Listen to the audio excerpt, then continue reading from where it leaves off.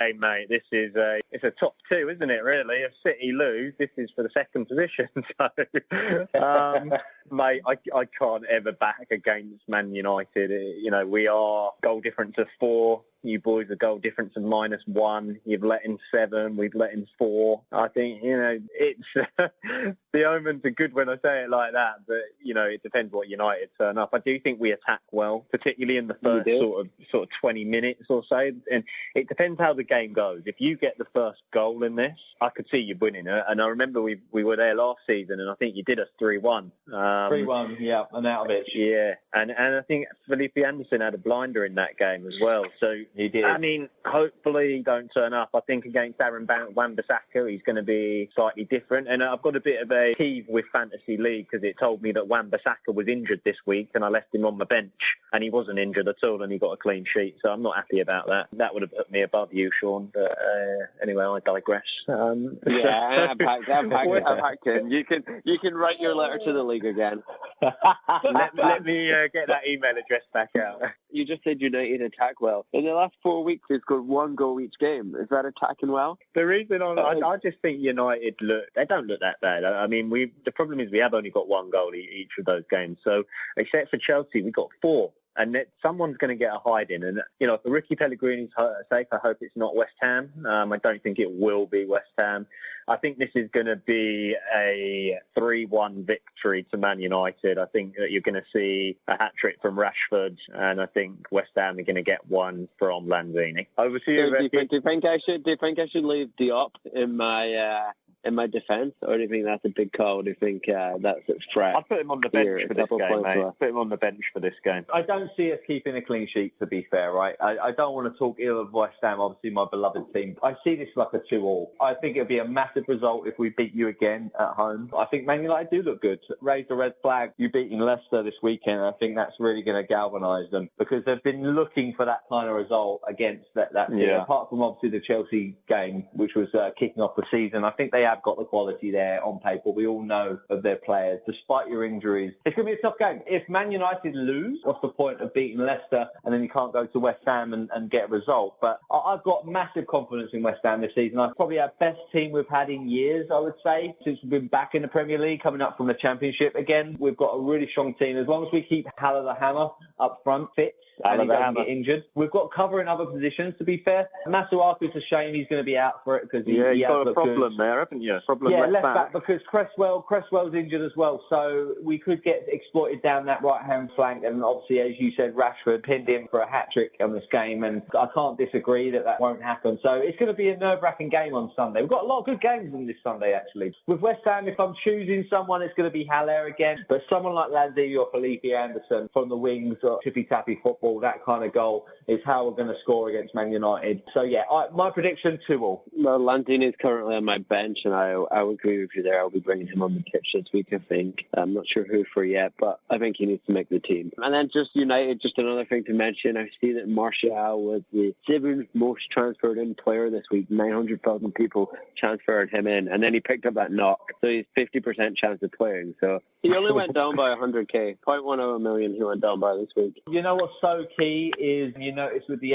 FPL score, and in terms of ranking them fit or not fit to play, is always the press conferences on the Friday. So that's always a good way to see that. Obviously, you don't have much time in between those press conferences and selecting your team because there's a Friday kickoff, Friday night football. So, but just a tip there, always hold out for those last calls.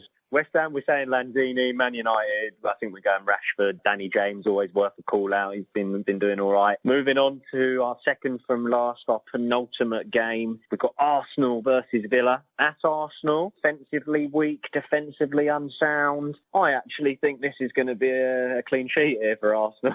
Yeah. It's a tough one. Villa, it's a tough one. I don't know.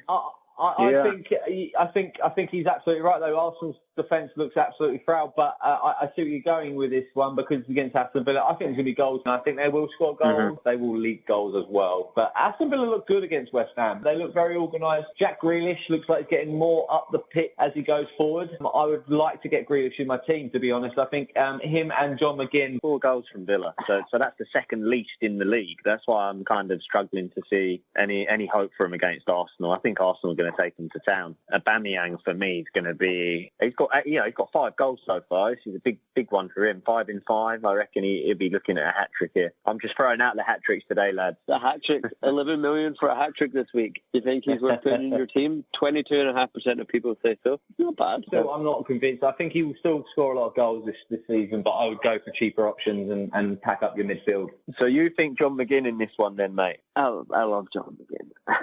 I think Ricky was saying John as well. He played well, mate. He played, but him and Jack Grealish were the best players on the pitch. I think for Aston Villa, they were great. He's so aggressive. He's so good. He's very strong and does not stop running. And I think that's he knows how to use that ass, doesn't he? He does. He's got a massive ass. Backs people off the ball, and then he's capable of that brilliant pass as we saw in the first game of the season. Just whether someone picks up on it or not, that's going to be his downfall. It's not a load of hype. He looks good, definitely. I agree. Get him in your team. I think he could shock Arsenal, to be fair. But I still would go for the Arsenal win overall, but I think there's going to be goals, and I think John McGinn and Jack Grealish will be involved with those goals for Aston Villa. Come on. Against Arsenal? No. That's what I think, mate. That's what I think. Let's see.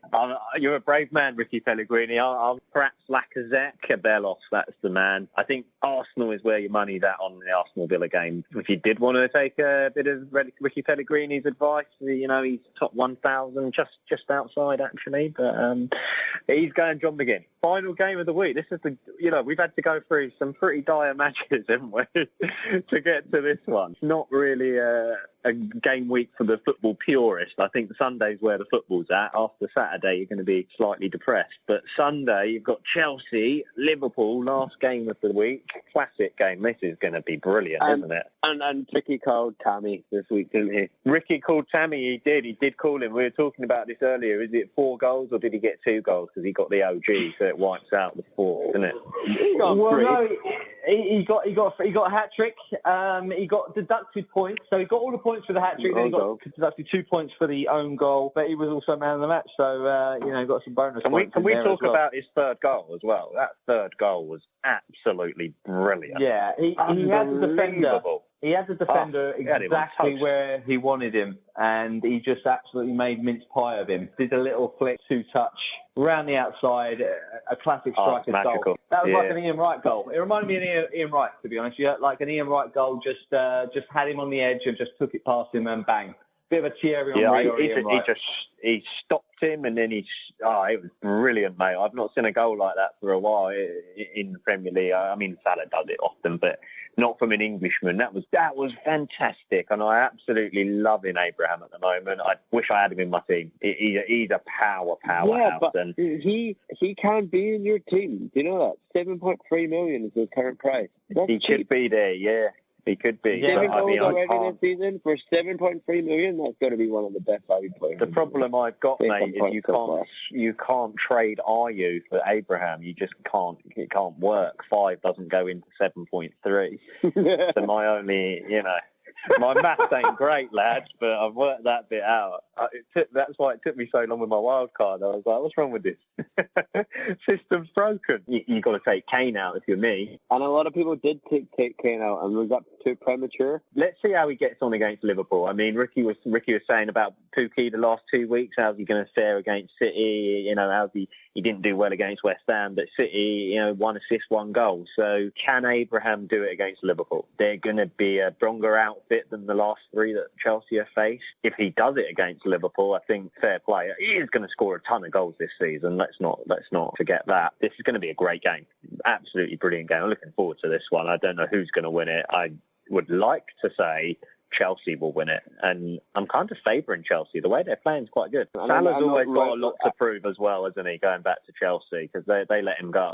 I think it's going to be a real test going into these fantastic results for Chelsea. Abraham, as we touched upon, it's going to be a challenge for Liverpool, really, because Chelsea is going to be a win-win scenario for them. Essentially, as long as they go in with the same anticipation and the same energy that they did with the youngsters at Chelsea for this game, it's a win-win, because they're going against the potential champions, Liverpool, second place last year. I think it's a very dodgy game for Liverpool. I think they have to try and win this. I see it being a draw. I could easily see Chelsea nicking this. Abraham, Mount, Salah, Mane. Anyone else that's worth looking at? Yeah, I would keep Mount in my team. We all love to Mount now. I would look at Firmino as long as he does all right in the Champions League and he doesn't pick up a knock or anything like that. Firmino could be a game changer for Liverpool. But Chelsea, yeah, Abraham and Mount at the moment, the way they're producing points, not only in Fantasy Premier League, but obviously the goals and just the way they're performing together. You know, they seem to link up really well. Pulisic wasn't even starting the game for Chelsea and they still came out top because he was playing international over in the US. I think this is a cracking game. I can't wait for Sunday. I'm definitely going to keep my eyes glued to the TV for this one.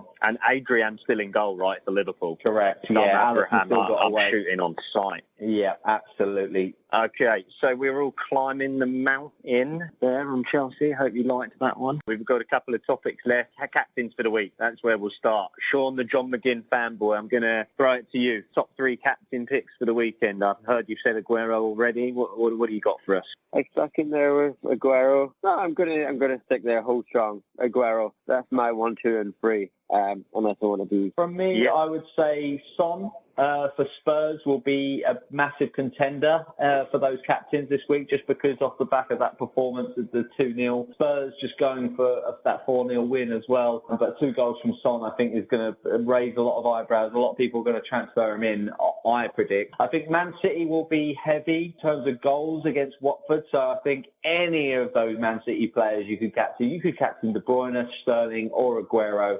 They're the top 3. I would definitely, if you want to be bold, go for De Bruyne as opposed to Sterling. You could really edge your opponents in your league. The other one for me, I hate to say it, but I can see Rashford. I can see Rashford doing well against West Ham. I could see him being a captain choice. Obviously not personally for me, but for a lot of UFPL managers out there, I kind of agree on Jimmy's approach there, that he could be in with the goals. Being it that we have a weak left-back replacement at the back, Zabaleta, obviously coming off the bench, it's not his natural position at left back, so that could be tricky as well. Yeah, I had some good calls there, Ricky Pellegrini. You've taken that Rashford off of my tongue. I was thinking that just then. I'm going to go with Aubameyang. I do like the guy. I think against Villa at home, he's got a good chance there for a hat-trick, and he's my number 1 tip. I'm going to go Salah number 2. I just think that going back to Chelsea, got stuff to prove. He's playing well, actually. And I remember last season, he didn't start that well. But this season, he's not doing bad. I quite like the look of Salah. And in these big games, someone's got to do it, right? And I think, we all think that's going to be a terrific game, hopefully a bucket load of goals. So, that'd be my second. And then my third and final, you've got to look at the Everton-Sheffield United game. I'm going to put it all out there. I'm going to go Iwobi. I've said how much I like him, and he's back in the team, and I think he could do it there. So that's my 3. I've gone Iwobi, Salah, but Aubameyang would be my man if you've got him in your team. Other than that, you've got Aguero, Rashford from Ricky Pellegrini. De Bruyne and Son. Yeah, I went for Son, De Bruyne and Rashford for my 3. Quinny, I must admit, I am sitting here looking at how to get Aubameyang in my team. I've got 2 transfers to you. Can I make that 6 million Danny Ings into 7.3, which will afford me Aubameyang?